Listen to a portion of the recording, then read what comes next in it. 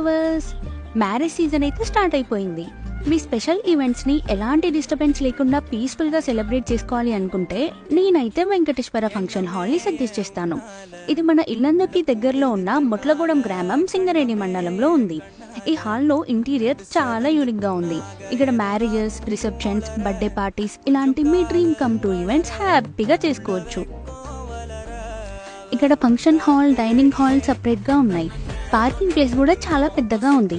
And అలానే function హాల్లో bride and గ్రూమ్కి సపరేట్గా డ్రెస్సింగ్ రూమ్స్ ప్రొవైడ్ చేశారు.